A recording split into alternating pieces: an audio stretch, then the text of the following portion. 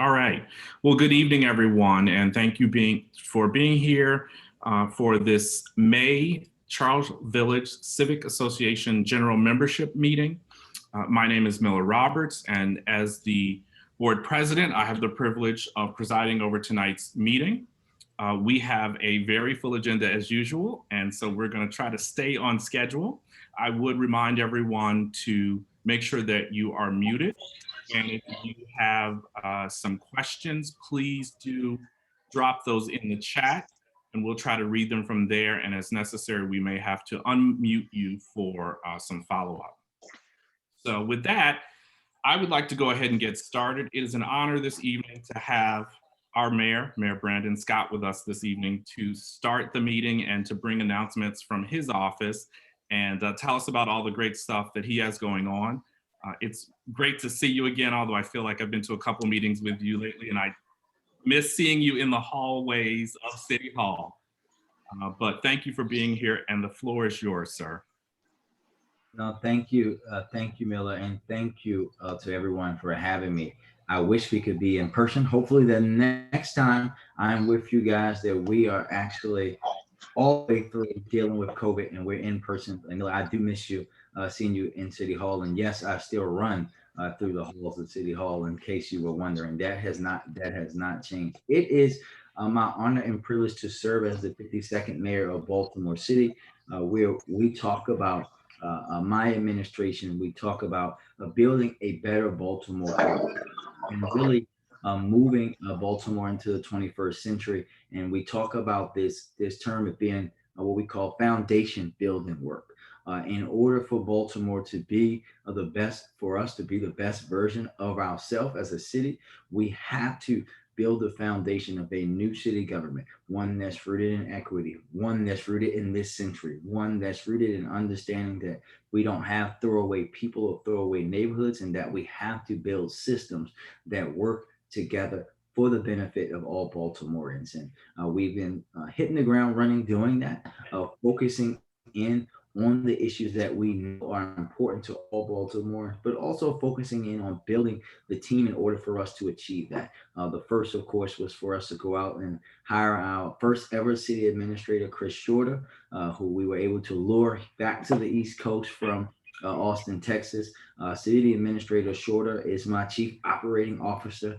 He is the person I task on a day-to-day basis of modernizing city government, be that going through our total procurement reform that he is leading for us to make sure that we're updating those systems to make sure that we are building a city government where we are no longer doing our timesheets by hand, that we all putting in the materials and equipment into our vehicles, like our solid waste vehicles, that they have GPS and route software so that we're able to optimize what we're bringing to you. That's the work that he is going to be leading for us each and every day. We have a team of deputy mayors who will lead their prospective agencies underneath my vision. But it's also important for us to go out. And of course, we all know that we had a lot of holes to fill when I came into office. We've been able to go out and attract Dr. Jason Mitchell, who was widely regarded as the best option available for the DPW director's job. He knows that he has a tough job ahead, but I have the utmost faith in him and his ability to get what needs to be done there, because he's coming from Oakland, a city that has and had challenges just like Baltimore, that struggled with their water and billing system, that struggled with trash and illegal dumping. And Director Mitchell was a part of making Oakland a better city. And we're working with him to bring the same thing to Baltimore. We have, and we're going to continue to always focus on right now what we call priority 1A and 1A, and that's COVID and crime in Baltimore City. We are very pleased with the way that COVID is going and seeing numbers on the extreme decline. Thankful to the great work of Dr. Jiraza, who has really led us remarkably through this pandemic. And we know while we are seeing declines in some areas in violent crime in the city, especially when you think about robbery and carjackings and those things overall, we'll get into that a little bit more later. We know that we are still losing far too many people in our city to gun violence. And our focus there has really been to um, refocus the police department on the ability of things that they have a role to play in reducing violence. That is going and making sure that their microzone strategy was condensed so that they're focusing in on the places and the people that we know consistently are committing violence. We are right now on the cusp of finally fully implementing what's known as a group violence reduction strategy in Baltimore, where we are going to be focusing intensely on those groups of people who are driving the violence in our city. And through bringing all of our law enforcement partners to the table, but also doing what the city has failed to do multiple times when trying to do this model, this focus, this Terrence model multiple times. And that's providing the opportunity for people to change their life if they so choose.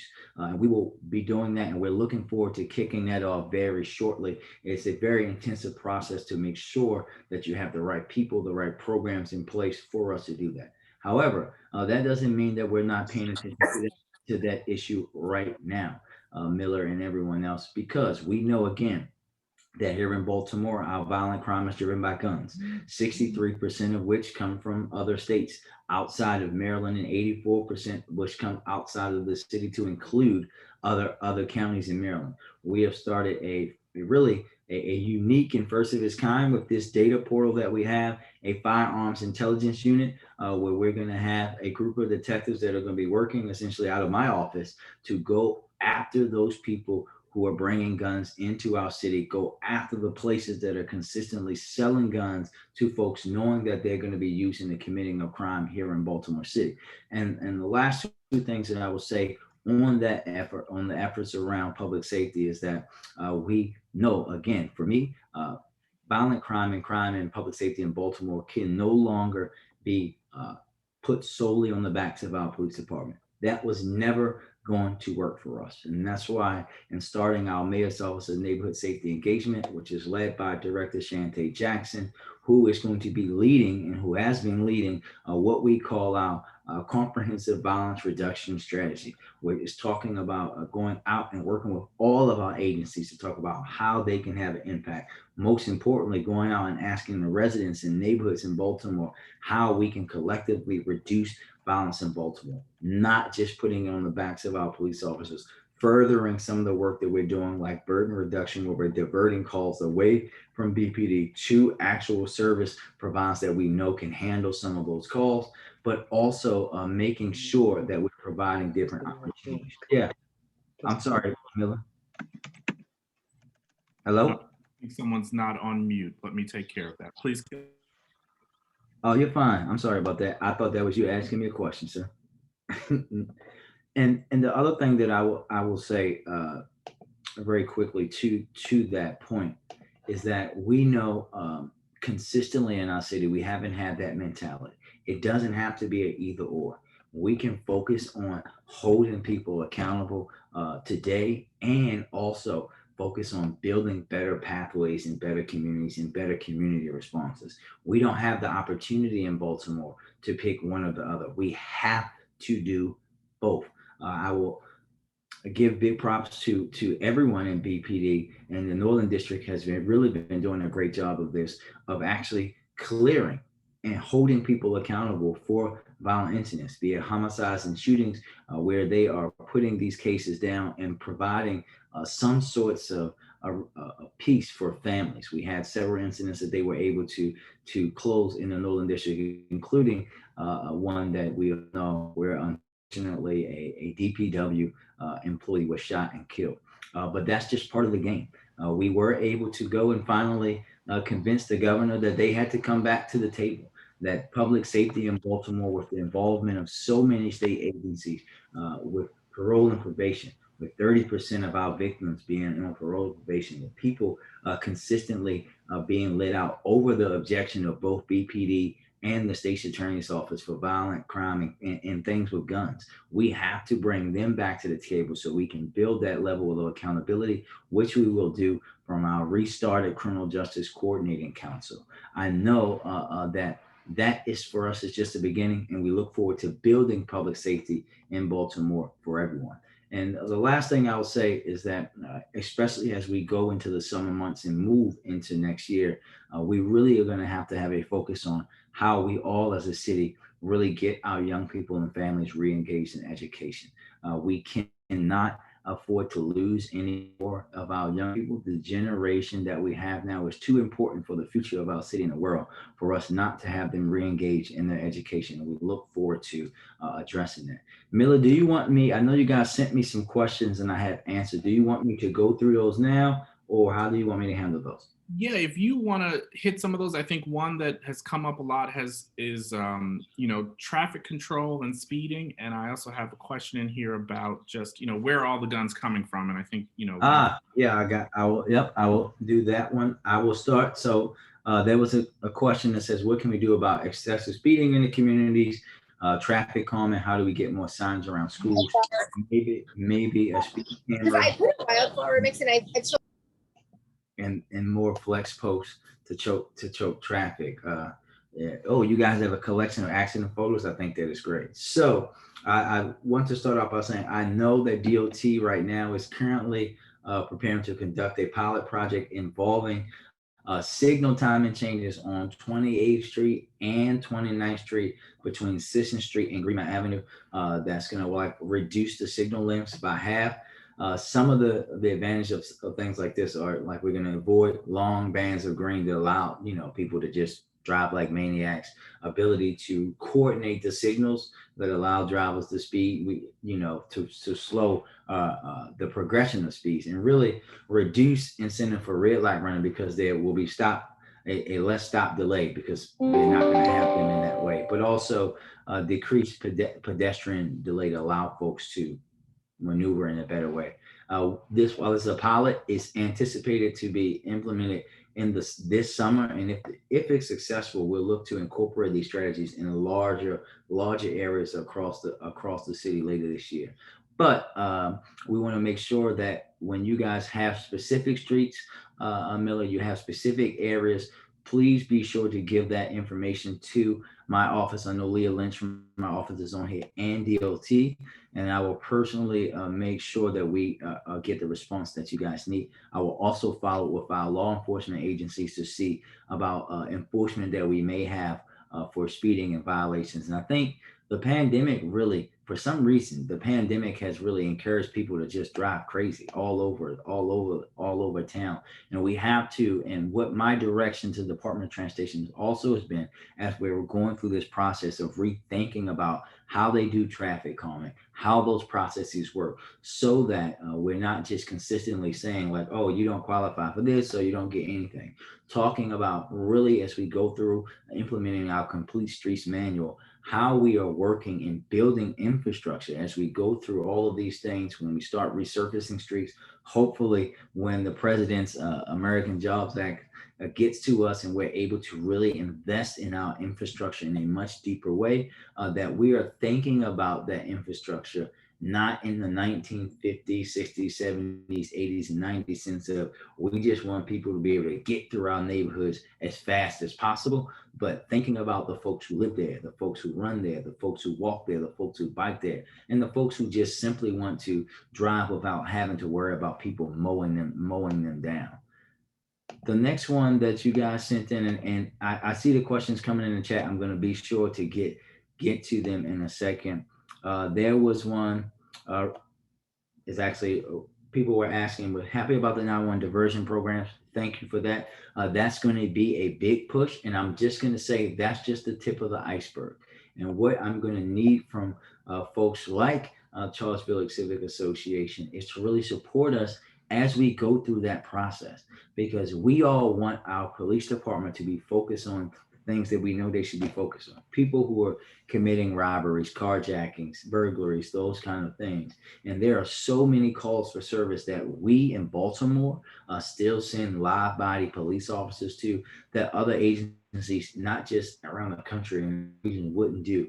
And we're going to be pushing towards that so that we are really reimagining public safety and having our agencies do what they actually are trained to do. But there are some folks that are worried about the rise in shootings, as we all are, and they're even more nervous about the recent spike in carjacks in our neighborhood. Is there a trend being seen citywide? Overall, I will say this is something that I am pleased with, but still still know there's a lot more work to be done. Overall, this year, carjackings are down significantly. Robberies overall are down significantly in the city. But in saying that, I know it doesn't matter when we're still having the amount that we have, and one is too many. And what we have to do, and I'm going to let the major chime in a second about the neighborhood specific stuff, is make sure that we again are holding these folks accountable. They have been doing a great job. We actually, somewhere else in the city, they made an arrest using some of the tools that we have, like our license plate reader units and other things to capture folks when they're doing this, deploying in smarter ways so that we are closing these cases. And it's about building those partnerships on the back end to make sure that the total accountability is there, so that we can we're never talking about throwing people away forever, but we have to have consequences and then allow for us to have the space to rehabilitate folks. But I just wanted to state that because it's important for us to note that robberies overall are down 31% this year. Major, do you want to chime in about specific Charlesville issues around carjackings or robberies? Yes, good evening. I apologize for being late. I was on the Public Safety Advisory Commission Zoom as well. So I'm on multiple boards trying to get multiple ideas, share information as much as I can across the city, because what may not work in the northern, it may work somewhere else and vice versa. And as the mayor talked about, robberies overall, if I can share, if you allow me to share my screen, I can just put my numbers, our numbers up. Okay, share the screen. I think I'm doing this right. It said it was disabled, but I can try again. It says host disabled sharing the screen. So I'm not sure how we can get that in there, but Miller's gonna take care of it. I can see it. He's working diligently right now. All right, here we go. All right, so as you can see, those are our prime numbers. You gotta zoom in a little bit, Major. Okay, that good? A little more. There we go. All right, so I just got to move it up and down.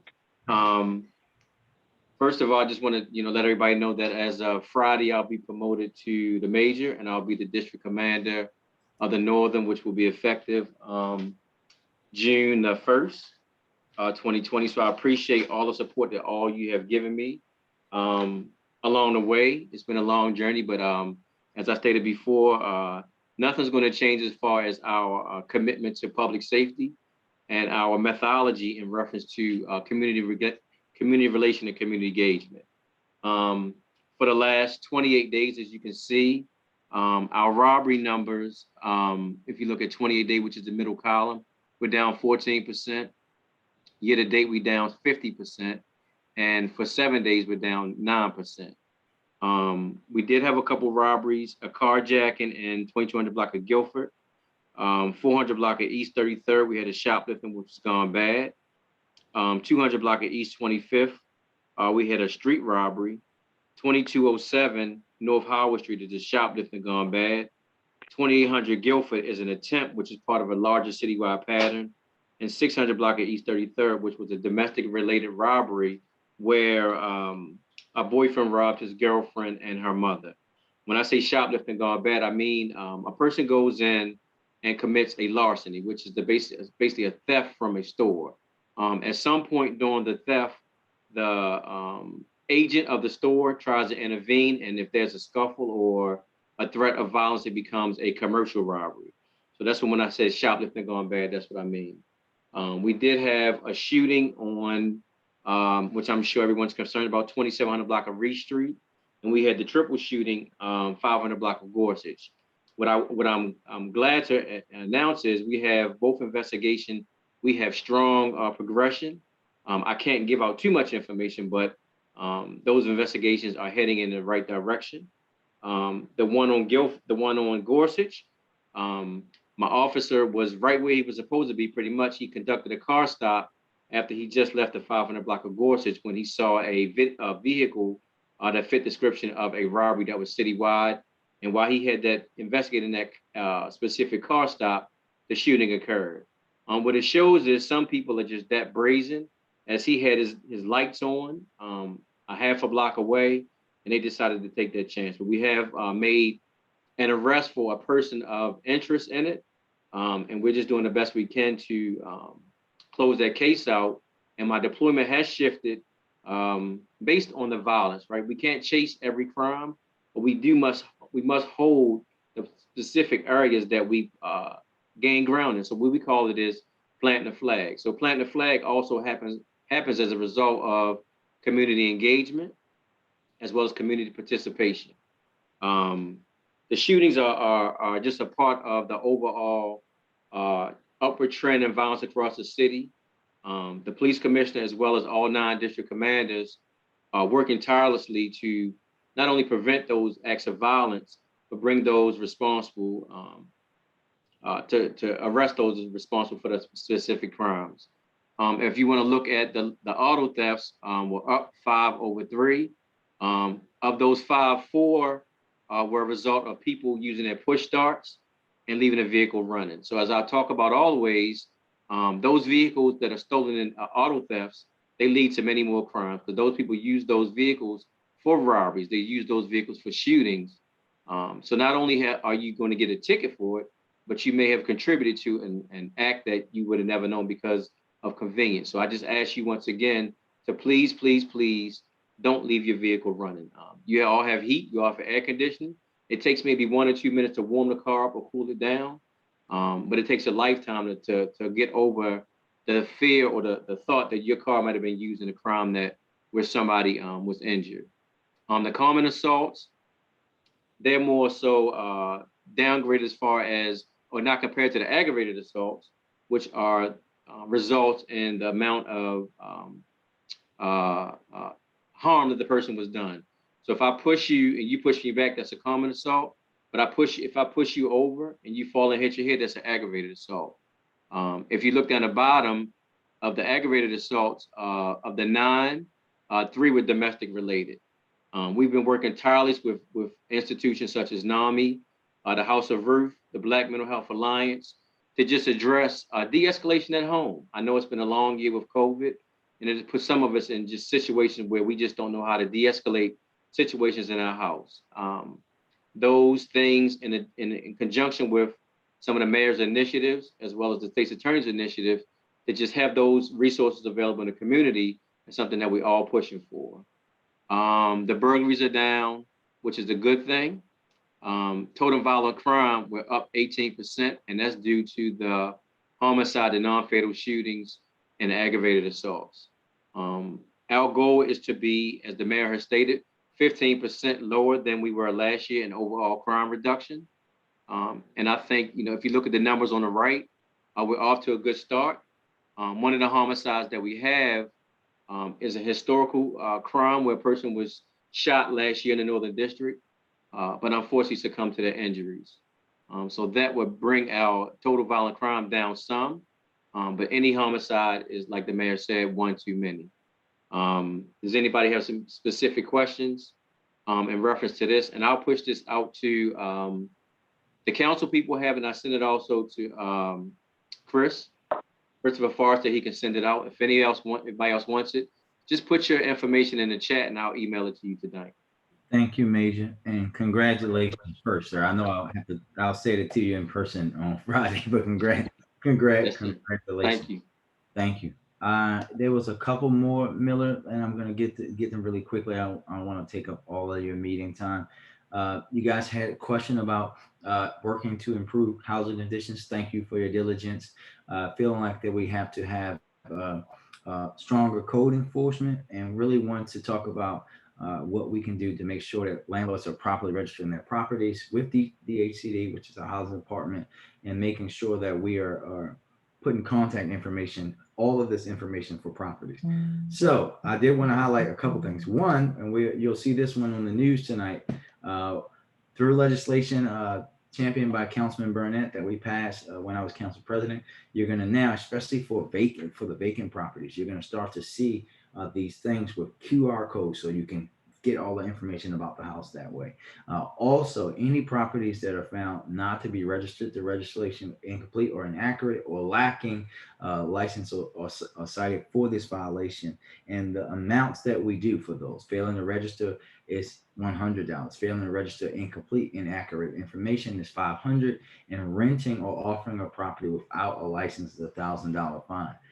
We always want to work with you guys to do that. You can always work with our office directly and housing, but also want to make sure that you guys have the information that you as an organization can email to the legal portion of DHCD directly, and that's dhcd.legal@baltimorecity.gov if there is incomplete or inaccurate information, and we will be sure to follow on that directly. EPW. Question about when the recycling bins are coming. Distribution will begin in July. This is a great partnership. There's going to be an outreach campaign that will be launched in the lead up, including postcards, social media updates, all of the great stuff that we know that we have to do. We'll make sure that that your association has all the information, and we'll coordinate on education about the recycling carts. So folks are concerned about the excessive graffiti, but related that the graffiti elimination crew has been brought back for public buildings. We are attempting to determine how private buildings owned will be impacted by fines levied when someone vandalizes their property. So what I'll say is this is something that I actually had a conversation with Councilman Stokes about a few weeks ago, and I have went back to my team to tell them, to challenge them about creating, coming back to me with a solution that talks about how we can help and help remedy this issue without creating issues for our businesses and private property owners who are other victims of this. And that was all of the questions that you guys had in the chat. Are there any others for me? There was a question about where the guns are coming from. So I saw that one earlier. So the reality is that they are coming from all over the place. Of course, they're coming from Virginia and Pennsylvania, West Virginia, but they come from Georgia. They come from North Carolina. They come from New York. They come from Texas. They come from California. I think we had one in some ridiculous state like Montana or something last year. They come from all over. And this is why we have been working very diligently. We are partnering with ATF and our other partners on the federal level. I'm meeting with ATF next week to really talk about this issue. Because, and Major Shorter can attest to this, when we have guns that are used in the commitment of a crime here, and then we can immediately see that it was also used in a crime in Anne Arundel County or in New Jersey or in Virginia in the same year, there is clearly some kind of organizational push to move these weapons from place to place to place. For example, the gentleman that we arrested for the murder of Dante Barksdale was arrested in Anne Arundel County with the gun that was, that's how they were able to make that case. So any other questions for me, Miller? I don't think so. Thank you so much for being here this evening and bringing all this great information. And we look forward to continuing to work with you. And you know where to find us if you need anything from us. I will. Thank you so much, everybody. Also want to say thank you to Major Shorter for that information that you presented and for being here. And congratulations again. And I'm going to start calling you the Major already because I know you've been doing the work already. So I'm going to turn the floor over to Councilwoman Ramos so that she can provide updates from the 14th District. Hi, good evening, everyone. How are you? It's great to see you. A couple of updates. Tomorrow is Taxpayers Night for the City Council. So you get a chance to tell us what you think about the budget and your priorities. I just put the link in the chat of how to participate. This is a virtual meeting on WebEx. There will not be an in-person option this year, maybe next year, but it is your time to tell us what you think needs to be funded and what you think about the budget. So feel free to tune in and also testify. Next week is budget hearings from 9 a.m. to 9 p.m. on Tuesday through the following Monday. I'm not on the budget committee, but I will be at every hearing asking questions because I think it's important to understand exactly what's going on in the budget and ask the tough questions as well. So I'll be putting out updates and things like that also from the budget hearings. We, separately from some of the city council updates, the mayor didn't talk about this, but the plastic bag ban is coming.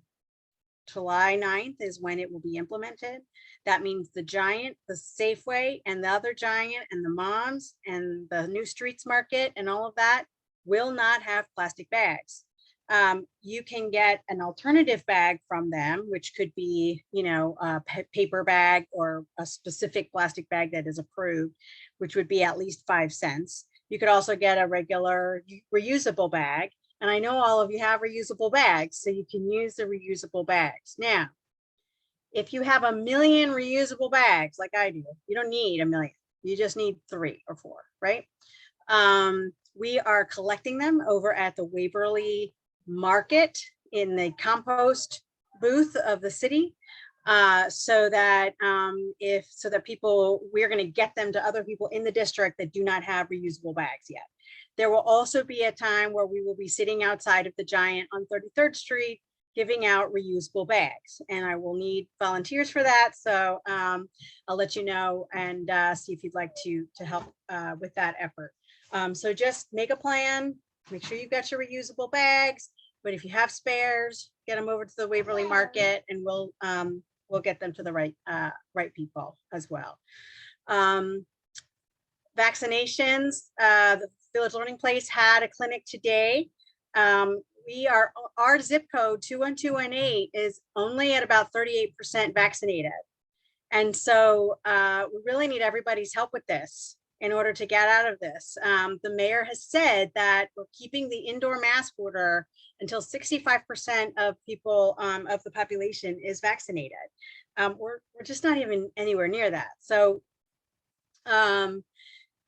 we'll need your help to get your neighbors and everybody vaccinated. We're working on more clinics in the district. June 15th is another clinic over at the Waverly Y for the Moderna, and then you'll come back a month later. Kids 12 to 16 are eligible for the Pfizer vaccine, and all of the states sites have Pfizer. So the convention center, M&T Bank has the Pfizer. So I hope that everybody tells their neighbors to please get vaccinated. I know it can be a sensitive subject, and there are materials on the health department's website to have those, you know, to get the right information about the vaccine and have those difficult conversations.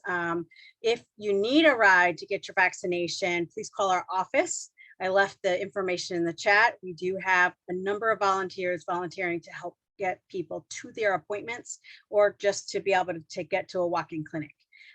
So please take advantage of that. And I will start, I've been meaning to do it for a few weeks now, and all the data change, the information changes a lot. So I haven't been able to get the right flyer, but I think we finally have the right flyer where we'll be door knocking to try to get more people to get vaccinated. You may see in the news later on tonight that we just announced the city is using part of the Affordable Housing Trust Fund to fund the advanced program for what's called hubs. And that is a program that actually works with older adults to try to get home repair and other services. And so the total amount with funding will be, you know, $10 million, almost $10 million. If you know of a senior who is aging in place and needs help with repairs, they can call our office, but they can also go through Civic Works, who's in my district and also coordinating the hubs program. So I think that's it. I know people have been concerned about our neighbors who are homeless on Wyman Park. And we had a hearing with the Mayor's Office of Homeless Services, and you know, they have, because of COVID and CDC guidelines, they have not been moving people in encampments. There are 14 encampments around the entire city. We're waiting to see what the deal is going to be and what the information is going to be to make sure that people are properly housed. We have folks on Wyman Park, the median, and then we also have folks in Wyman Park, the actual park. And so it's a very delicate situation. I know a lot of people are upset about it. We're trying. I'm trying to figure out the best way, and they're trying to figure out the best way to make sure that to get folks stably housed and out of our parks and into a safe environment, particularly now that the weather is getting extremely hot much earlier than usual. So we'll see how that goes. But I think that's basically it. I'll keep you posted on budget issues, and then I'm going to have to leave at 8 o'clock. I do have our town hall this evening to talk about the stadium place development. We will take a break from my Wednesday town halls for the next few weeks over the summer.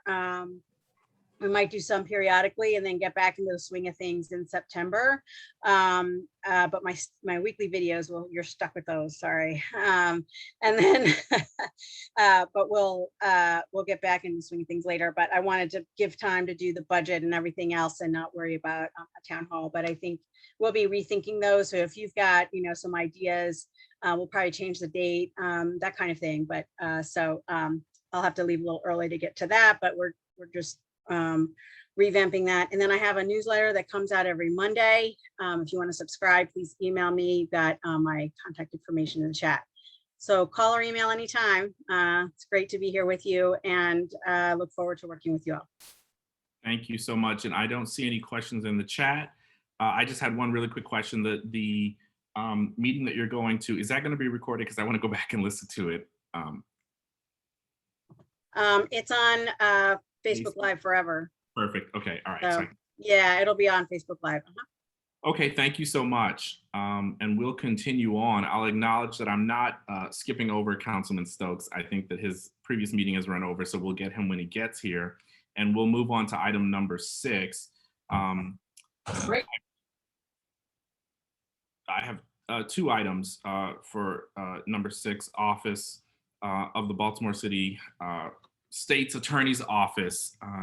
As you know, we have been joined for many, many meetings by Gina Clay, who was our liaison. I am very sorry to say that Gina has moved on. You have been absolutely wonderful to work with. I hope you have warned Mr. Williams about what he's gonna have to endure. You get a gold star just for putting up with me. And I appreciate anytime that you responded to, and wish you only the best as you move forward. Mm-hmm. Well, I thank you. I've always enjoyed your meetings and you. So you're a pleasure to work with. So it's, I'm going to miss you, but we are friends. So you can't shake me and I can't shake you. So, so I look forward to still joining everything in the community, being involved, just in a different capacity. So I'm looking forward to it. So it's not goodbye, it's see you at the next meeting. Okay, So and you're thank always welcome at all of our community events. Once you're a Yes. neighbor, you're always a neighbor. Yes, and I'm a neighbor. I'm just tucked up in Roland Park, so I'm good. Right. All right, I'm so gonna thank you turn very much. Sure. Turn the floor over to Mr. Williams, who I think is going to be with us in the interim, or maybe for the long term. You can let us know, and just let us know if you have any announcements for us. Yes, sir, absolutely. I want to start by saying good afternoon or good evening to everyone. And Mr. Roberts, it's a pleasure to meet you. Of course, Gina has told me good things about you, and I definitely look forward to working with you. And thank you for having me at your meeting. I'm Reginald Williams. To everyone. Just a real quick to Major Shorter. I would like to say congratulations to your promotion, and I look forward to working with you as well. My name is Reginald Williams. I am the Director of Community Engagement. So that means I lead a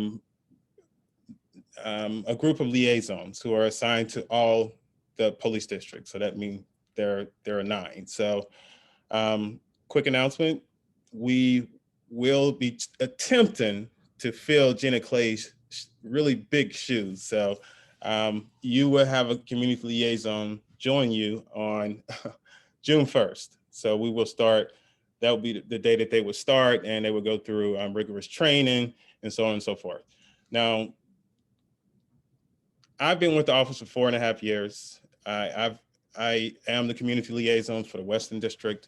I'm in the process of making a decision on who will fill Gina's shoes. So if you see me again, that means I made the decision to fill those shoes. but I will keep you updated, Mr. Roberts. That being said, the community engagement unit, we work closely with the community.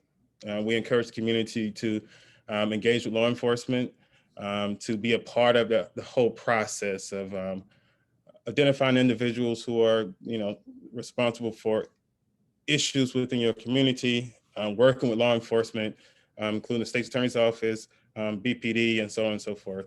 The community engagement unit and the 9 liaisons are housed under the crime strategies unit. Now that's a unit that we focus, a data-driven unit that's focused on. We focus on the crimes that affect the community, but for the most part, it's usually the victim and more violent crimes that take place in the community. And as a community liaison, it's our responsibility to encourage the community to reach out to law enforcement. So it can be our office, it can be BPD, and so on and so forth. To Major Shorter talked about the non-fatal shootings that have happened recently, the carjackings, and these are the sort of trends that the crime strategy unit focus on. So if we see that there's sort of a trend occurring within your particular district, with there's an uptick in violence, we would like to work with our partners in BPD and sort of get to the bottom of it, come up with a strategy to address those issues within the community. But we can't be successful unless we have the community involved in that process. And that involves including the community reaching out to us to provide us information. Say if you are a witness to a crime that took place, if you know that who's responsible for illicit activities that can lead to these violent crimes, say drug trafficking, or if you're privy to information that's related to some of these violent crimes that the Major talked about, then we'd encourage you to reach out to BPD. Or if you're not comfortable and you built a really good relationship with me or Gina Clay, then we encourage you to reach out to Gina Clay. We also have a tip line, and I will leave that tip line in the chat box, but it is 877-SAO-4TIP. And we manage this tip line. We monitor this tip line, I should say. And a lot of good information come in through that tip line. And in full disclosure, whatever information you guys share with us, it remain anonymous. We'll never share your information, and we'll make sure we safeguard where that information is coming from. And we take that information. All right. So we take that information, we share it with, we bring it back to the State's Attorney's Office. We work with our staff members, the ASAs, and so on and so forth, and work with BPD, and we come up with a strategy to address those particular issues. And when I say we encourage the community to become involved in the process, so it's from that moment where you're sharing intel with BPD or with our office, and when a case is closed, then we want you to continue with the process, the prosecutorial process. And that can consist of you attending the trials. Now we've been, due to COVID, jury trials have been put on hold for a year, and it just started back. Started back on April 26th. So we have jury trials. So it would be my duty, or the Gina Clay's of the world's duty, to keep you guys updated on what cases have been closed. When I say closed, that means that arrest has been made, and in your quarterly meeting, we will update you on those cases. When is the upcoming court date? Who was arrested? What the charges are, and how you can be involved. So if you show up, that's a start. If you show up, I will say it makes the ASAs, the assistant state's attorneys, be more on their job. If they know the community is there. Also has an impact on the judge. So we encourage the community to, if nothing else, just show up to the trial. And if I've informed you on when those trials are taking place, you show up, it shows that this individual has had an impact on your community, and we're here to make sure that justice is served. And I'll bump in and say real quick, we are a Okay. firm believer of that, and we have a system in place where we work with our advisory council, security advisory council, and the CVCBD director of safety to get you impact letters. And I think that I will be Okay. reaching out to talk about the monthly meeting. So definitely we will, Okay. we are believers of that. Absolutely. So, and that's sort of a tough sell in certain communities for fear of retaliation. So I'm glad you brought up that impact statement process. So the impact statement is in the event that the individual who has been wreaking havoc in your community, he or she has been found guilty, you guys can provide an impact statement to the judge so he can take that into consideration prior to sentencing that individual who has been found guilty of that particular crime. And it really can go a long way. So the way it would work, so if I'm at your next quarterly meeting, I would let you know what crimes or what cases have been closed. Cases have been closed, meaning that arrest has been made. So you guys have, And can we, and I'll just, we'll be in touch because we have a monthly meeting, and that's where we normally find out what's coming up and those sorts of things. okay. Yeah. And so we need to get you that information. Okay, yeah, I'm glad you said it because On top I of said that. quarterly. Okay, you have monthly. That's even better. So at the next meeting, I would provide you updates on, say, I'll give you an example. You have 4 closed cases or 4 upcoming cases. Well, I guess one is no longer active because the person pled guilty. It was an incident, was a burglary, first degree, took place 3301 North Charles Street. The person pled guilty.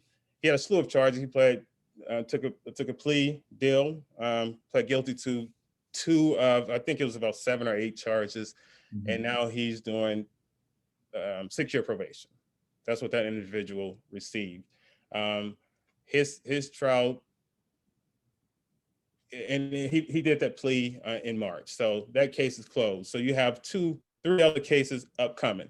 So if you're familiar with, so a lot of cases in the community, you see there's police activity, you see the community is talking about, okay, this person was arrested for this and that, and then it sort of goes away. You don't know really what happens. So we want you guys to be continuously updated and involved. So if you know that, oh, I saw police activity on 123 West 29th Street in my neighborhood, it happened in October, what happened to that? Then I would update you. That was an assault in the first degree charge. I will give you that person's name, who's involved, and when his upcoming case date is, or jury trial is, which is August the 23rd, 2021. And you say, okay, I want to be involved. I want to attend the case. If that person's found guilty, I know he had a very negative impact on my community. I want to make sure the judge knows that. So could you give me training on what I need to do for to write a personal statement and so on and so forth? And that's Wonderful. how you get involved. And so if you could email me those upcoming cases, we will reach out like we normally do and then make sure we connect. Okay. And we'll continue moving forward. We're all on board with this. And I really appreciate you being here this evening. And you'll get to see my name in your email box a couple times. I look forward to it, sir. And if you guys have any questions, I'll say thank you. I appreciate you. And I look forward to working with you all. Thank you. Thank you so much. And if we can, because I wanted the councilwoman to be here for the first couple minutes, Christina, can I bump the Bank of America and Eddie's development conversation up? I know that Doug Schmidt is here, if that's okay with you, and then we'll come back. Right now, that's fine. And I rarely get moved up the list. I think that's terrific. Thank you so much. I appreciate it. Nice to see everyone. Doug Schmidt with Workshop Development. My partner Richard is dialing in from the West Coast. I think he's on the call. And we're pleased to have purchased the Eddie's building last December, and we purchased the Bank of America building this past March. So Workshop Development, if you all aren't familiar, we're a local developer, primarily been busy in Southeast Baltimore over a number of years. We've done the shops at Canton Crossing, Bagby Building, and others. And so we're excited to be in Charles Village. Our partner in the project, MCB, has our office down the street in Charles Street. And if you follow the news, they've also been very active in the city. And then additionally, as you can imagine, when we first started working on the project, we reached out to the Hopkins folks for input and comment. And as we worked through the acquisition process, we offered to them the opportunity to invest in the project. So Johns Hopkins accepted. They are an investor in the project, and Workshop Development will be leading up the development piece of it with support from MCB, who will be managing the existing buildings. We've done some preliminary design, and we introduced that to Sandy and her community design group. We've got some feedback from them after several meetings, and we're working on revisions. The key to the project, though, was always the grocer. And in our discussions with Jerry, going back a while, we knew a grocer was key both for the neighborhood and for the project. So we're very excited that Streets Market signed a lease for the project, and they will be opening now by the end of next week. So it's coming quickly. They're trying to keep the old building going. There's a little, spit and baling wire there to keep it going for the meantime, but that'll be opening, and we're excited that's returning to the community. The new project will be a state-of-the-art project. Part of Streets' commitment to come long-term was to be in a new building. So there will be retail. Other retail is about 11,000 square feet total. And then, of course, Streets will open a brand new store when the development's completed. The upper floors will be residential with a focus on students is our expectation at this point. We will operate the current buildings for 2 years, and in approximately 2 years, while we work on design and permitting, we'll then go and demolish the buildings, build brand new buildings, and we believe that in middle of 2025 or so, the project will be completed, and we'll add to the repertoire of new buildings that have been built on St. Paul Street over the last couple of decades. I'm happy to answer any questions. Or Richard, if I missed something, you can always try. That does happen from time to time. Terrific. I have a question. Yes.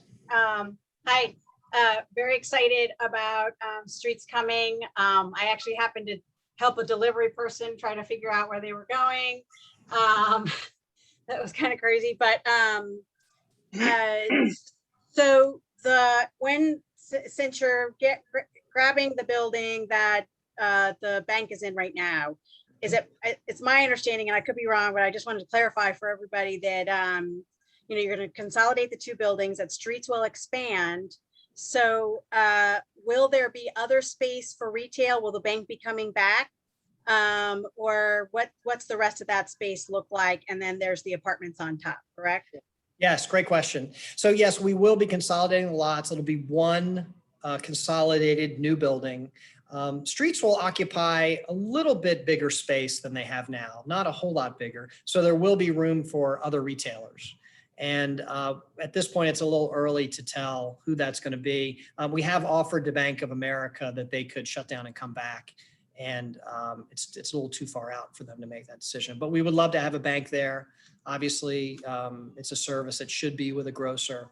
And we'll just see what the market tells us. I know that some of the changes across the street at 90s 33rd, there's been a lot of retail activity on that. So we hope that continues and we can fill it with some great tenants that serve the community and are successful there.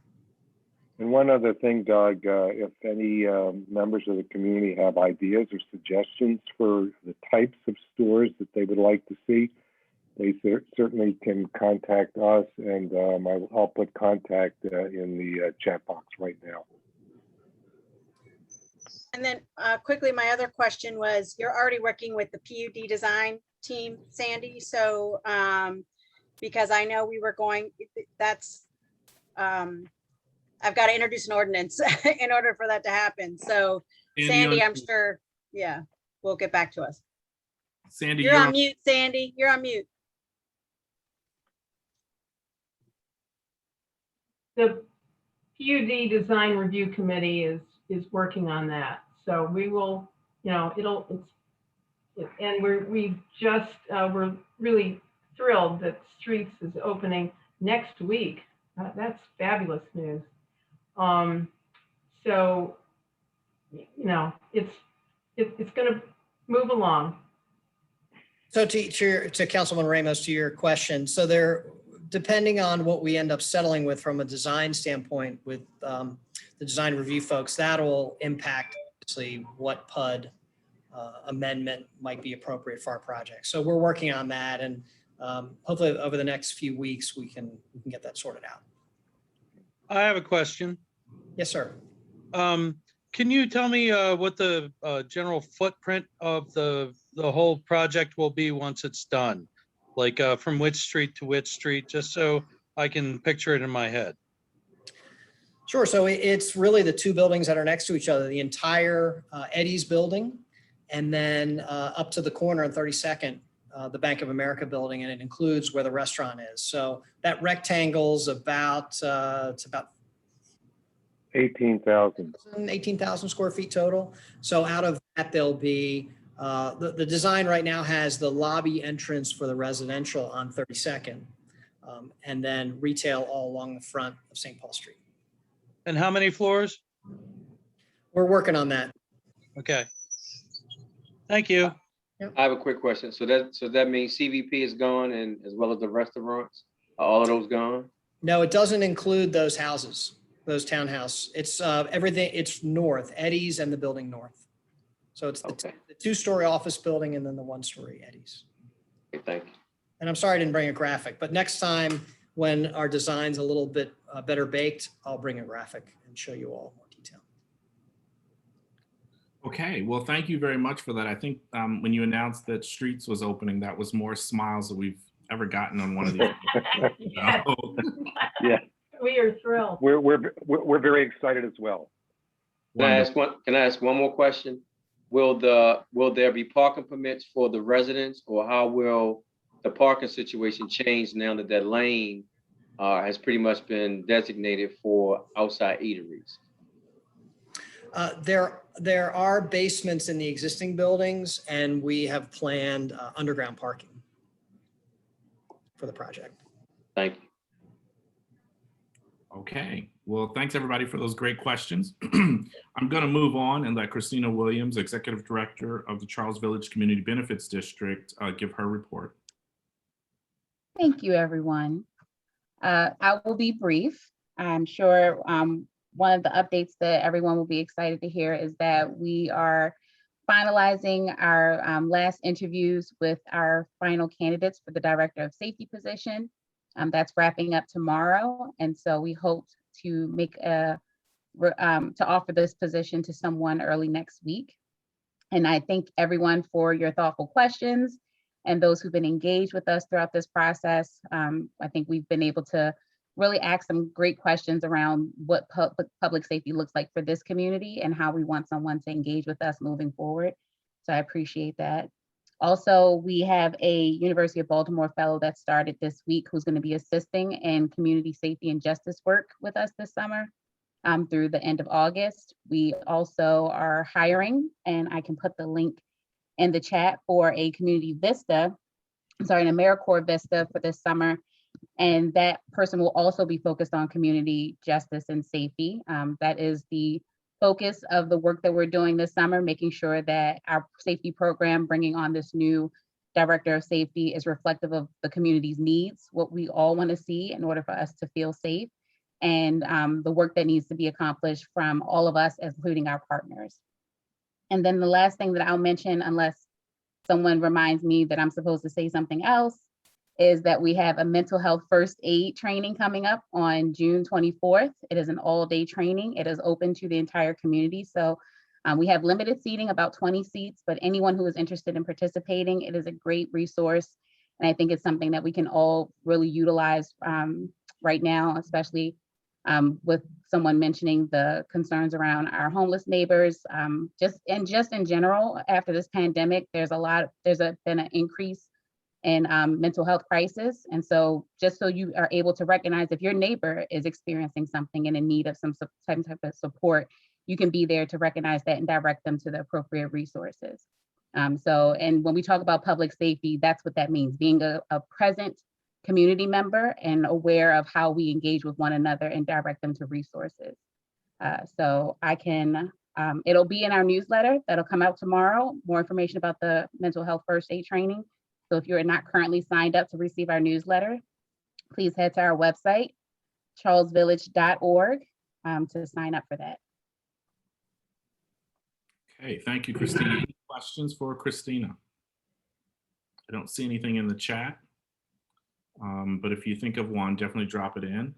I'm going to keep moving here with the agenda and turn the floor over to the JHU Real Estate Office to talk about some developments and project updates. I'm sorry, Mr. Johnson. I apologize for cutting in like that. I'm in the process of moving to your district. My wife just informed me that boxes are packed, so I need to take off and go deliver some boxes. Understood. Thank you for being here, and we'll be in touch soon, especially if you're moving in the district. Exactly. I have obligations, especially now. Thank you for having me, guys. Have a good evening. Wonderful evening. Thank you.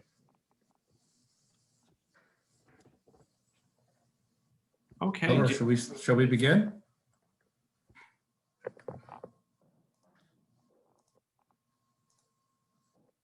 Can everyone see my screen? Great. Okay. So I'm actually going to start by turning this over to our Chief Real Estate Officer, Mitch Banana, who's going to make a presentation on the study. So Mitch, I'll turn it over to you. Thank you all. And I know many people on this Zoom, but I do not know everybody. So I'll introduce myself, Mitch Bonanno, Chief Real Estate Officer at Johns Hopkins University and Medicine. I think also some of you have met my colleague, Matt Myers, who's been involved in Charles Village. And as many of you may know, David McDonough has retired from Johns Hopkins. So between Matt and I, we have big shoes to fill in carrying forward the vision that David has worked so closely with so many of you on. And we are thrilled to keep that motion going forward and present the projects that we have tonight. So if you would go to the next page, Lee. So I think most of you remember almost a year and a half ago now, we announced that we were doing a ground lease with the Study Hotel to convert the Blackstone apartments at the corner of 33rd and Charles into a boutique hotel. The Study is a great brand. They're a small operator, but they specialize in boutique hotels at university locations. And we were thrilled to have them as a partner. We went through the PUD and the design review committee and made the announcement, and then came the pandemic. So like so many other things, this project went on hold for financing during COVID. We had expected to start a year ago now, but thankfully we are happy to say that they've received financing and they have now started the project and put up construction fencing and are getting ready to kick off. And the project will take about 14 months. Most of the exterior facade is retained and restored above the second floor.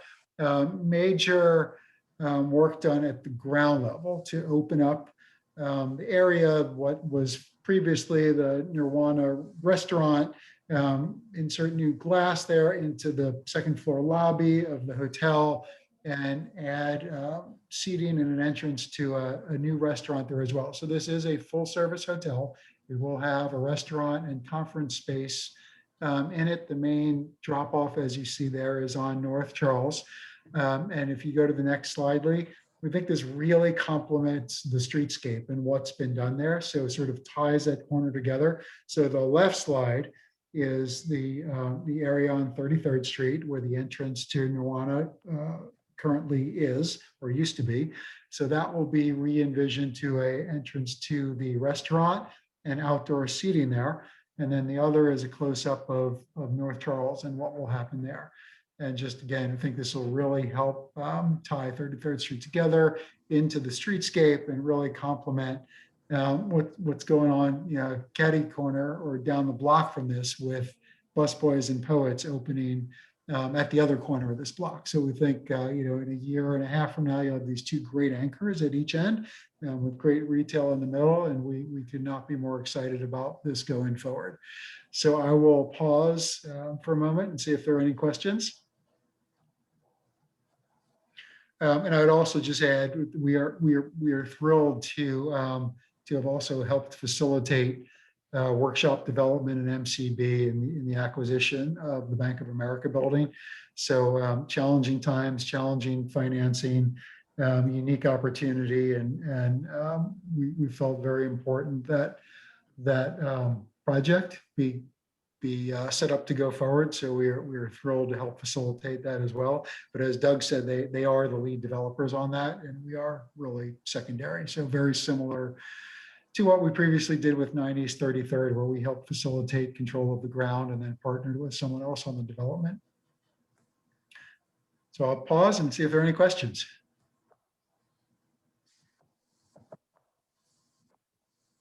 Okay. I'm sorry, this is Christina with Benefits District. I do have a question. Sure. So unlike 90s 33rd, this isn't for specifically for Hopkins use, like not for the students. This is something that's open and available to the public, correct? Correct. And technically 90s 33rd is open and available to the public as well. It just happens to be designed in a way that facilitates student housing, but not necessarily restricted. But yes, this hotel, we will not actually own the hotel at all. So we ground leased the building to the study. We signed a license agreement for them to use our name, the study at Johns Hopkins, and they will run this as a market hotel. So again, we hope that when folks come to Hopkins, they will stay here close by and help activate the retail. And really, we do think a hotel use here would be so beneficial to helping the restaurants and retail and just activate the street here. It's just a use that doesn't exist in this submarket right now. But yes, it is absolutely open to anybody. And can I ask a really quick question? Will the hotel have its own garage? So it actually will not. So this, interesting question. So, you look at parking demand and trends, and they are planning to use part of the 90s 33rd garage next door for valet services for the folks who do have cars. So that garage has had excess parking since it was built. They really do envision very low parking demand at this hotel. Interesting. So currently the apartment building has no parking, and the hotel will have no actually owned dedicated parking either. So the parking demand for the other garage, I guess really when it was full at times, was just a rare anomaly. I used to have a spot there, and as a monthly, when you didn't have a spot, it wasn't a pretty thing. And so I thought it was wonderful because I thought people were coming to go to the shops because you had the free, I think it was 30 minutes or an hour. So a hotel of this size, I'm kind of shocked that doesn't have a garage, but I'll leave it at that.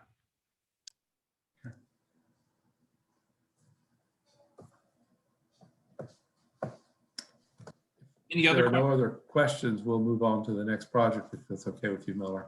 Yeah, I say let's move on, definitely. Okay. Thank you. So, can everyone see the screen still? Just make sure it's working. We want to just give you a brief update on the Hopkins Student Center, just to refresh everyone's memory. This is an aerial view of the winning concept by Bjarke Ingels Group. Of course, this concept was the Student Center envisioned as a village to house the multitude of interests and activities our students participate in regularly.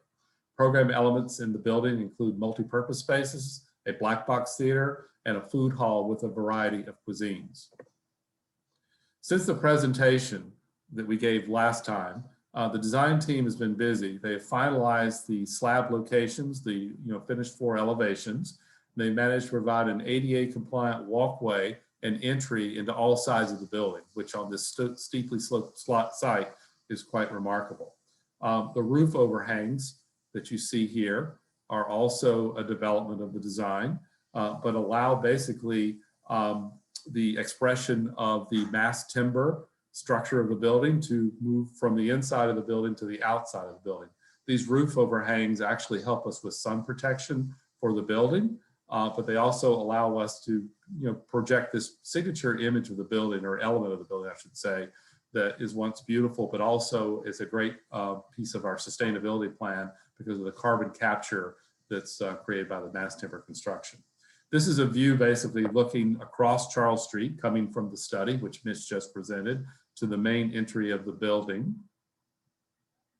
This is an entry from the north side of the crosswalk of 33rd Street, Charles Street, crossing over. And as I'd mentioned before, this actually does provide a ADA compliant access at grade into the building. And of course, you see the trees here, the sloping field here. This is basically the grove moving up towards the Milton S. Eisenhower Library and the beach. This view highlights the south-facing entry that fronts a plaza that's connected to Charles Street. We envision this to be a highly popular space. You can imagine pop-up vendors and outdoor seating contributing to a more activated Charles Street.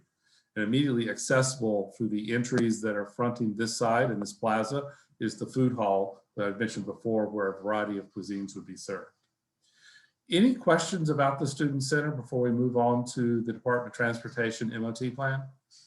Will the food hall be open to the public, or will it be just a Hopkins student food hall? No, as we mentioned the last time we made our presentation, the intention is for the food hall and other venues in the building to be open to the public, to allow Excellent. anyone to come into this space. And again, can you tell, this is going to take most of the Matten Center, it's going to take the Matten Center out. What else is it going to cover? I mean, we can see from the picture, but is there going to be some stuff also taken out, any monuments or anything like that? So the Hopkins Memorial, which is located currently, as you see this little key plan right here, which is at the entrance of the Matten Center, will be relocated. We're working with the city right now to establish an MOU by which we remove it from its spot, store it, and then we'll find a new location for it, which is yet to be determined. So that will move. Other art pieces around the area will be removed to protect them from the construction. And I think the most important thing beyond the Matten Center we should mention is the building that's immediately west of the Matten Center, Whitehead Hall, is also going to be demolished, and that will make way for this green space that we have basically on the west side of the building, which we see as a new outdoor green space for our students. Does that answer your questions, Paul? Yes, thank you very much. Sure. Okay. So in the interest of time, I'm going to move on to the next image, and we're going to talk about the Department of Transportation's plan for maintenance of traffic during construction of the Student Center. So I'm going to actually, first of all, just orient you to what you're seeing here. I apologize for the lightness of these buildings. This is the north end of the Homewood campus. This is University Boulevard. This is Charles Street, and this is St. Paul Street. And before I start working through this map, I just want to let you know that the intent of the city is to install the MOT beginning the first week in July. It's going to take about 2 weeks for it all to be installed. Then there'll be a period of about 2 weeks where it's evaluated, tested, that will happen before we actually do any construction. We do any removal, anything, there's that 2 week period. We're expecting to start actual work on the site in the last week of July or the first week in August at this time. Okay, so I'm going to blow this map up just so we can start looking at some of the features.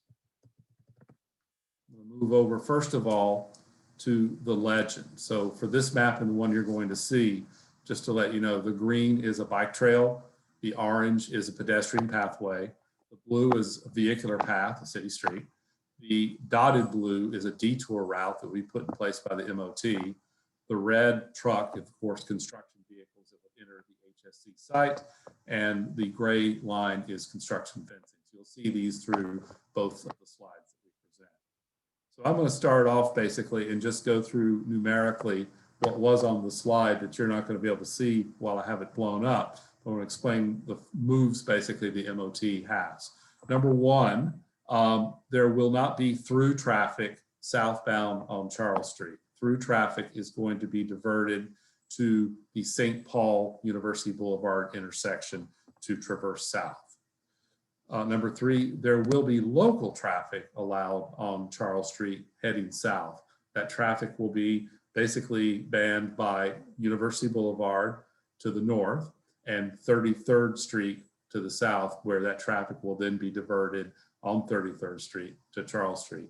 And lastly, on this slide, number 4, construction vehicles will come down University Boulevard and turn onto Charles Street, and they will then move south to get to the actual construction site for the Hopkins Student Center. Any questions about this portion of the plan? Okay, I'm going to keep moving then.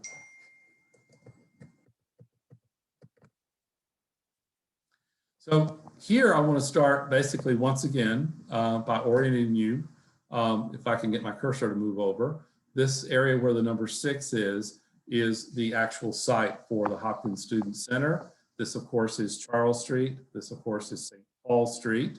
And we're going to walk through some of the side streets as we go through this. But I want to start off basically, once again, by blowing up, just showing you what would be more or less the gateway. Let me blow this up just a little bit more. The gateway to the construction entry you would encounter if you were driving a construction vehicle. First of all, there will be a temporary concrete barrier placed, and there will be a truck access only for construction vehicles into the construction site. On the opposite side of this barrier, there will be a 6-foot pedestrian lane and a 6-foot bike lane so that we protect pedestrians and bikers from vehicular traffic. And if those of you who are familiar with the Complete Streets program for Baltimore City, this falls in line with exactly what that prescribes, that we make the road systems more for pedestrians, multimodal transportation than cars. And that's why the city has opted to do this. The second piece, or the last piece of this, is the turn lane. As I mentioned before, local traffic will be allowed down Charles Street, southbound, till 33rd Street, and then they'll turn left to get over to St. Paul Street. So let me move this over and again go through these steps. Again, the construction vehicles would come in. At the entrance, you see the gray boundary here. That is the limit of construction for the site. And Paul, let me just answer your question in a little more detail now. This is the Matten Center. This is Whitehead Hall. So this building will also be demolished when the Matten Center is demolished. So if I keep going down the bullet points, go to number 7, as I mentioned, southbound traffic on Charles Street will then be diverted to 33rd Street, where it will then go, basically connect to St. Paul Street to go further south. If I scroll up, I'm going to come now to the intersection of St. Paul Street and 31st Street, where if a driver were intending to get to Art Museum Drive, the driver would come down 31st Street, cross over the service lane, go to the main northbound road of Charles Street, and utilize the existing left-hand turn lane that is signalized, get access to Art Museum Drive.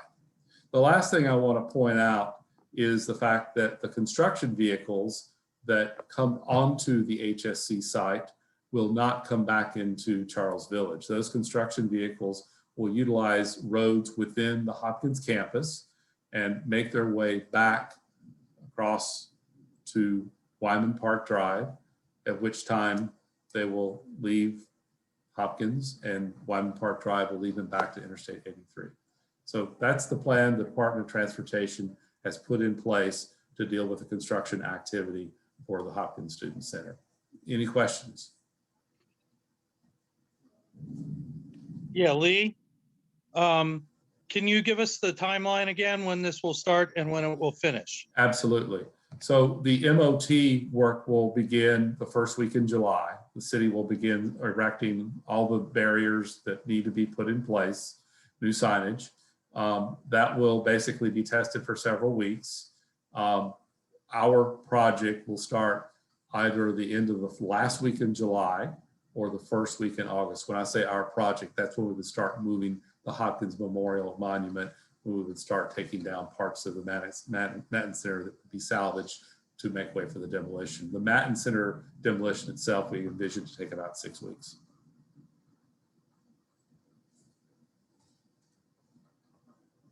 Okay.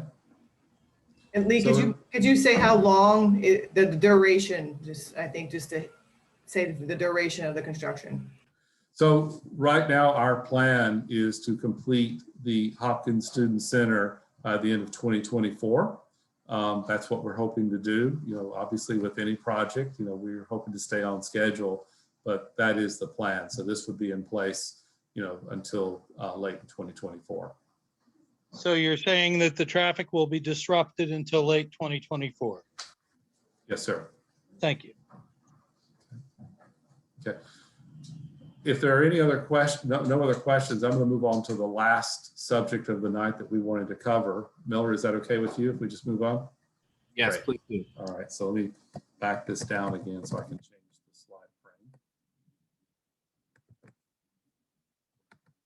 So the last thing I wanted to do is just provide an update for the Charles Village streetscape improvements.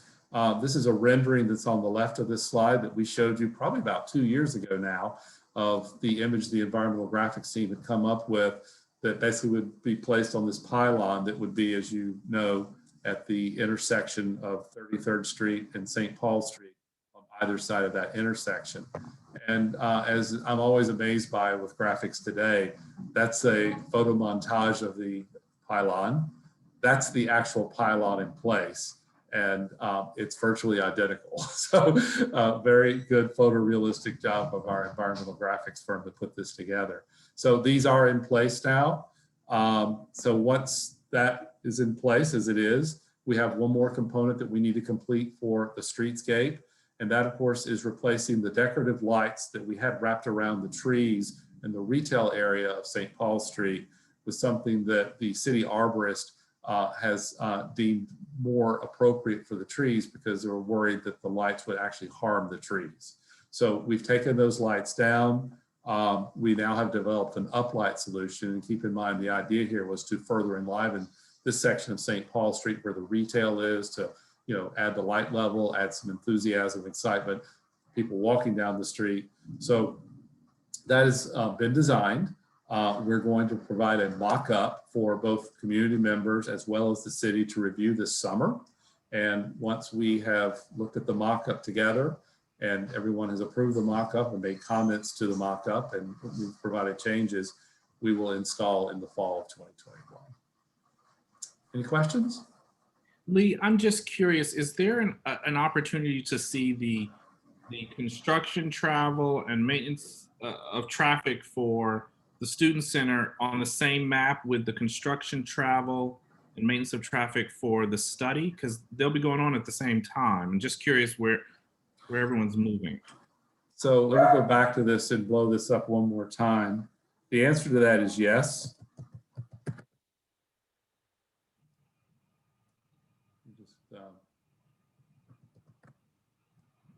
We obviously have been working in concert with the city for both projects.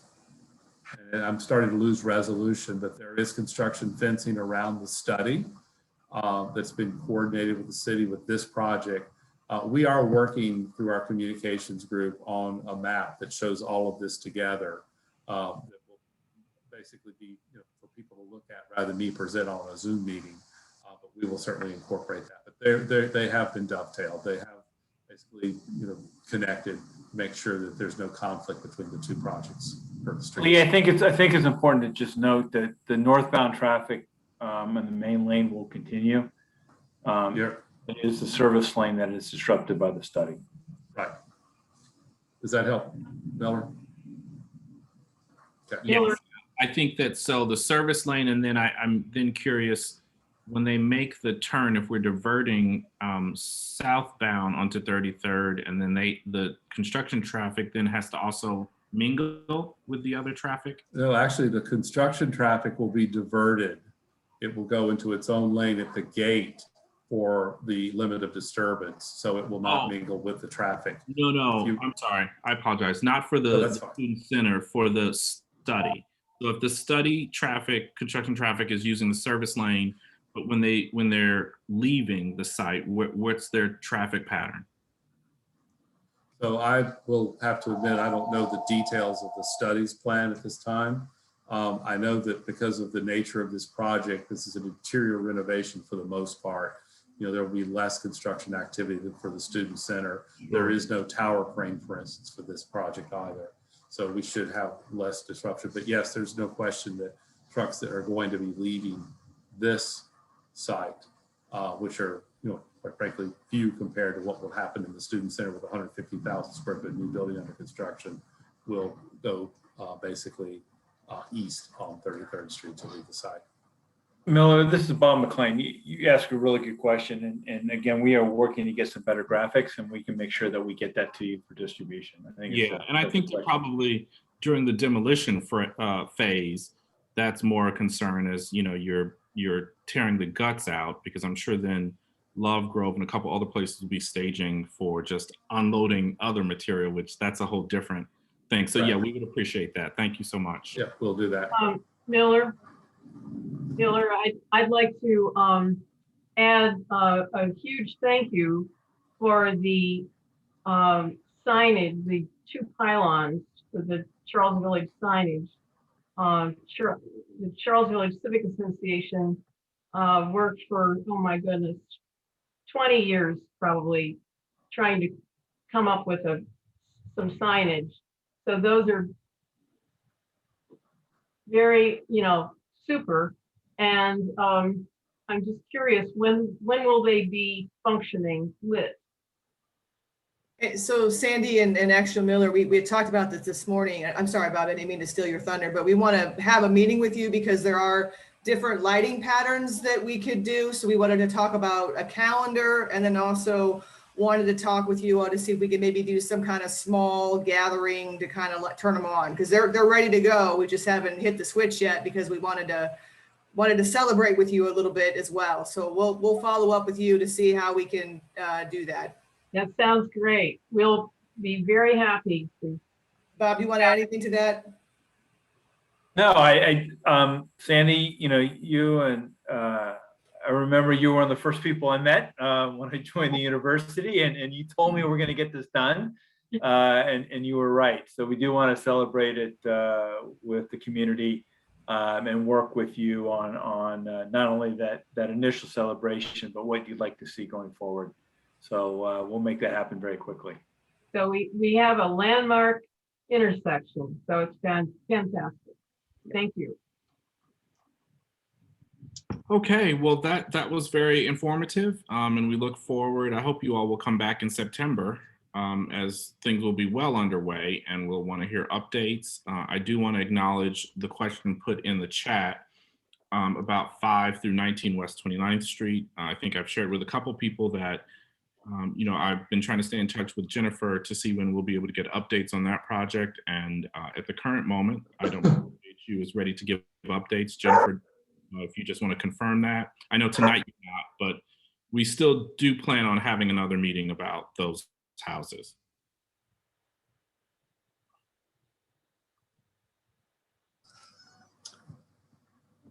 Okay.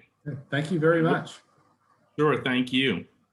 So we'll move on. The topic is very quick. I just want to remind everyone to please join the CVCA e-newsletter. I cannot thank the board members enough who take care of that. They're working on streamlining that newsletter and to make it easier to read. And we'll be pushing out some things about how to contribute to the newsletter.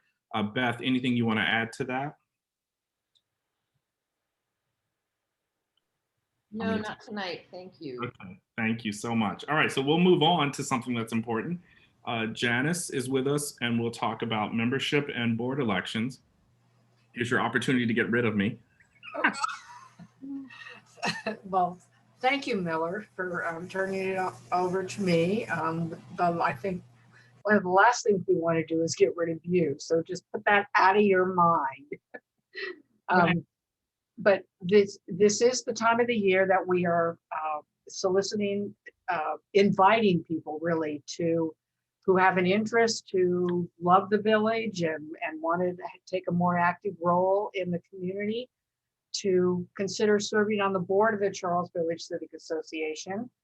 We've got a 15-member board, and we have 2 members who are leaving this year. One's term is up, and the other one moved to our sister neighborhood in Remington, so she have had to leave the board.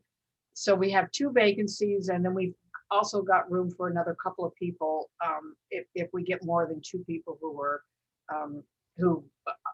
are interested and are included in the slate of officers and directors. So we'll be working in that process over really through the end of June. And I think we had our first announcement about it on the newsletter this morning. So, and we'll be having more announcements weekly. So stay tuned for that. And if you're interested in serving, again, check out the information on the newsletter. It's also going to be posted on the website, charlesvillage.net. And they're really just two major qualifications. You need to be a resident of Charles Village and a voting member in good standing of the Charles Village Civic Association.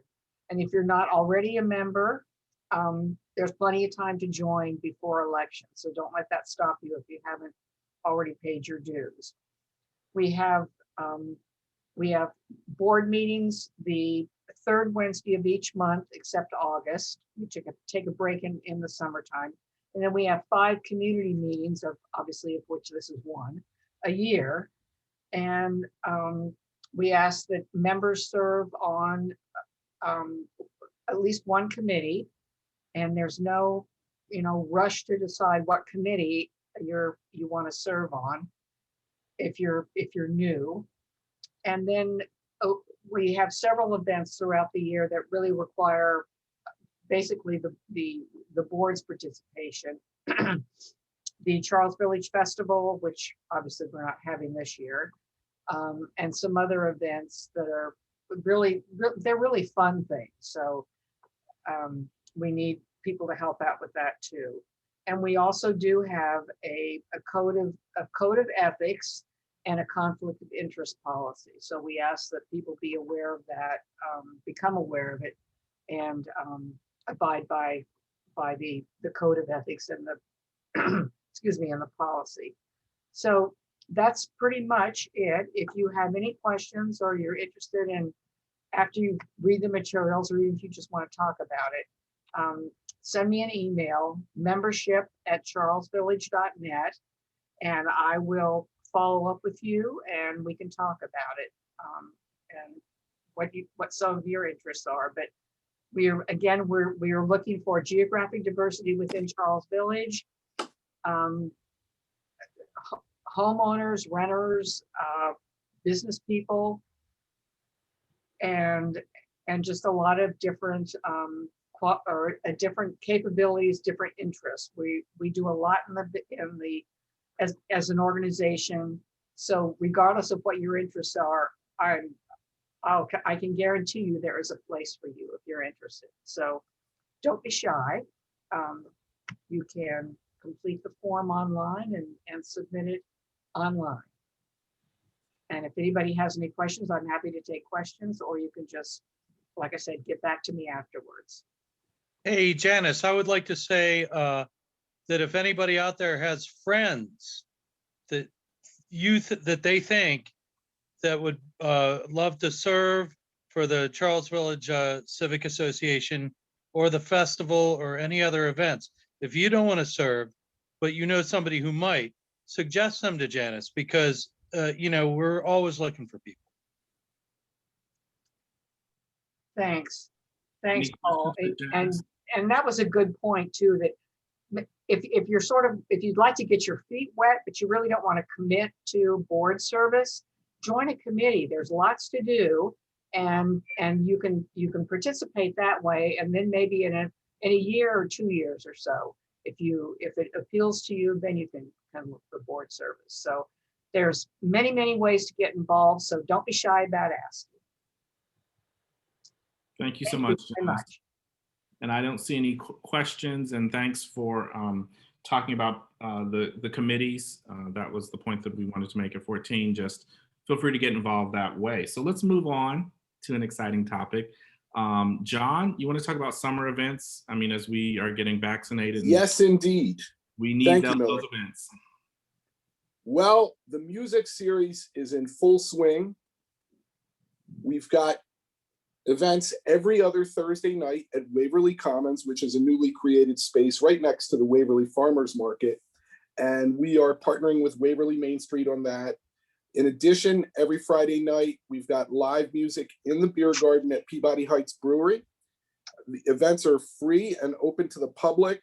You don't have to be a beer drinker. You can bring dinner. In addition to the Fridays at Peabody Heights Brewery, on Saturdays, we've had an opportunity to showcase some local neighborhood DJs. And just this past, and in addition to that, we have plans to support a number of pop-ups and block parties and alley parties and cookouts throughout the neighborhood this year. Just a couple weeks ago on May 15th, we supported the Cicada Parade at 26th Street Green, which was a fantastic event, drew a large crowd, and we hope to do more things there, maybe even have an art show to accompany the music. This past Thursday, we had the Trinidad and Tobago Baltimore Steel Orchestra at Waverly Commons. Scotty P., the lead singer from Job Works, who lives in the 2500 block of Guilford, performed at Peabody Heights Brewery. The following day, DJ Absalom and DJ Easy, who are right here on 31st Street, were at Peabody Heights Brewery. And then that evening, Saturday evening, we had a pop-up in the 3000 block of Guilford Avenue with a band called Chiffon. And these are great events, musicians who have been longing to perform for live audiences. We've got neighbors who have been dying to hear live music. The very first event at Peabody Heights Brewery, there were people crying because they hadn't seen live music in such a long time. So I know that people greatly appreciate it.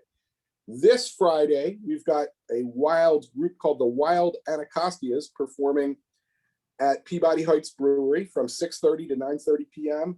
They're a Louisiana-style band covering Mardi Gras music, Zydeco, some Cajun, some brass band things, and some marches if you want to march around with the band. That should be a lot of fun. And on Saturday afternoon, we've got DJ Steve Windows from Able Avenue taking us on a musical journey around the world. So we've got a lot going on. And if you would like to host something in your corner of the neighborhood, just get in touch with me and we'll see if we can put something together. We're very, very pleased with our corporate support for the series, as well as the fundraiser. The generosity of neighbors has been terrific. People have been making contributions to get a hold of the Cicadas t-shirts we created. We've got another t-shirt coming up later in the summer. And what I'm going to try to do, I see there's a question. I'm going to share the schedules in the chat. And hopefully this will come through. And they're also all in the Charles Villager. That's correct. And we also publish everything on Charles Village Life, and we put messages on Nextdoor as well. So anyway, we don't like to cancel things. At Peabody Heights Brewery, the stage is undercover. It would take hurricane conditions or bitter cold weather for us to shut down an event between now and the beginning of October. And John, can I just add to that, I would like us to pick our neighborhood roaming barbecues back up towards the late July into August. You all know I love a good grill. So I'm going to make sure that that happens one way or another. We'll have more information about that, but we do want to wait a little bit longer and try to have at least one barbecue in every neighborhood before the summer ends. Any questions? I will post the schedules for both Peabody Heights Brewery and Waverly Commons again tomorrow on Charles Village Life and on Nextdoor. I'm sorry that I'm having trouble accessing the photos at the moment. Wonderful. Thank you. Thank you. So very quickly, I just wanted to talk about, we have a lot going on in our community, and we already heard when Streets Market will be opening. We know that it'll be a little while before Red Emma's, but we know that that is coming. And if you were on an earlier call talking about some of the funding that was secured for that, Bus Boys and Poets, I feel like it's going to be any day now. No, tomorrow. Is it tomorrow? Okay. It's tomorrow. On the website. So tomorrow, and I love their catfish, so I just may be there. and then the Village Cafe and Market at 30th and Calvert. Sandy, do you know, I think. It's still in construction, so I don't have, it looks like it's at least more than a month, I would say. My message is put your car keys in the drawer. We have plenty of places to go walking Yeah, and more. And I'm just thrilled about it. So great places. okay. And we already talked about committees and just asked people to take a look at our website and consider joining the committee if you don't want to be a board member. So 8:44, any open floor items? Hi, this is Christina. Just asking, I'm fully aware of all the Waverly Commons events, but wasn't aware of like the Cicada Parade. So if there are community events that are happening, please feel free to send them to the benefits district and we'll make sure to share them out too. But that sounded like something fun that I would have loved to be aware of and send out to our database too. Wonderful.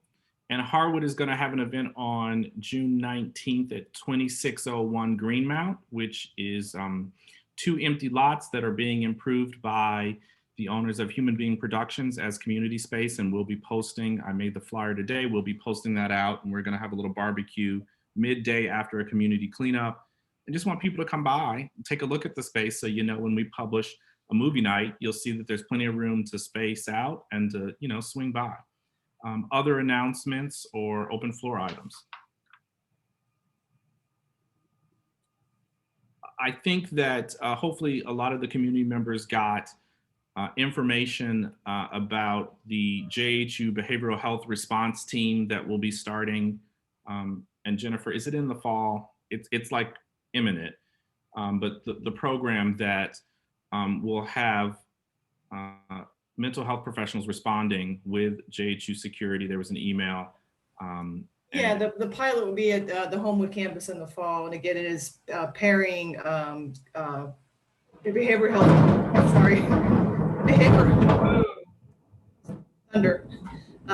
health clinicians with our campus safety and security. So yeah, that will be launched in the fall. Oh my gosh, is it like raining there?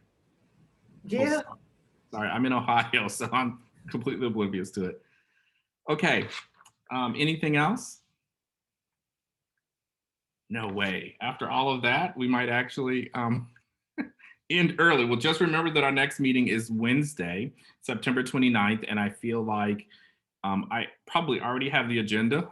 There's some other things that are people have emailed me about, so I look forward to that. Anyone else? Anyone else? Well, as always, I appreciate just everyone that helps to make things happen.